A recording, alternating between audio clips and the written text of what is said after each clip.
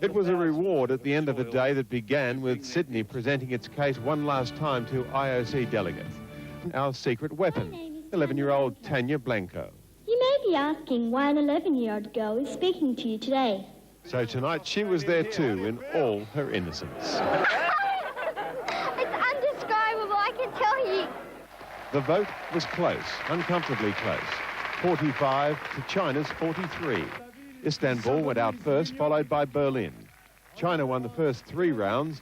Then, with Manchester finally eliminated, 8 of their 11 votes came our way. One more vote for Beijing, and it would have been a draw. So it would then have depended on the casting vote of Mr. Samaranch, known for his desire to bring China out of the political wilderness. Sydney, Sydney, Sydney! Tonight, a party for the 100 or so Sydney supporters here. Monaco's Prince Albert dropped in to say congratulations. As the singing continued, plans were already underway to get the team back to Australia for the real party in Sydney, the world's newest Olympic city. When the decision was announced, Sydney cheered itself hoarse, then let its hair down. Mark Barlin reports on today's celebrations. It took just one word to convert this to this. And Sydney let the world know it had heard, so loudly that everything else was drowned out for hours to come.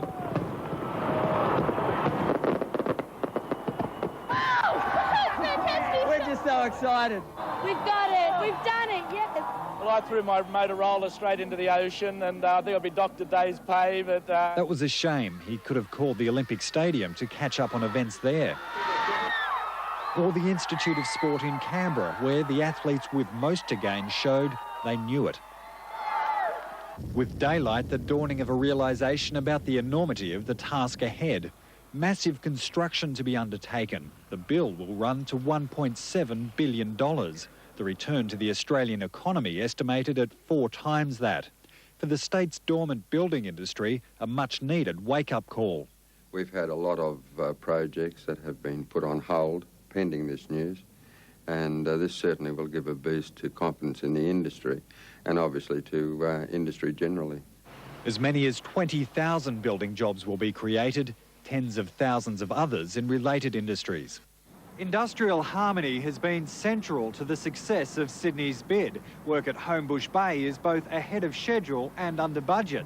But with 7 years to go before the Games commence, building unions aren't making any promises about the future. Well, there'll be a need to ensure that there's proper agreements regulating wages and working conditions and ensuring that employers comply with their obligations.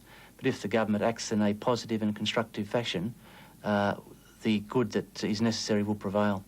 But all those issues seem a long way away tonight. Sydney again draining towards the water, this time at Darling Harbour, to keep the euphoria flowing.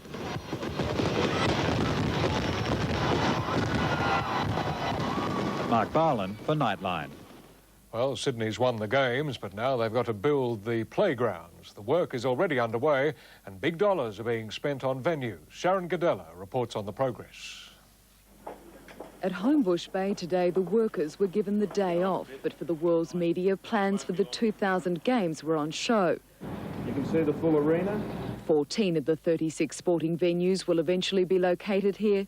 The $300 million world-class athletics stadium and aquatic centre due for completion next year. Just a great complex. The timetable for the remaining projects is still to be decided, but among the priorities, a velodrome, baseball complex, gymnastics coliseum and an 80,000-seat Olympic stadium.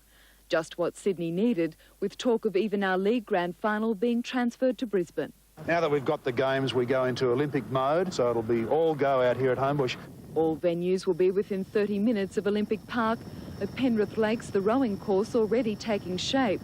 Darling Harbour will host basketball, boxing and weightlifting. Moore Park the football. Rushcutters Bay the focus for yachting. New facilities are planned for both Eastern Creek and Holsworthy.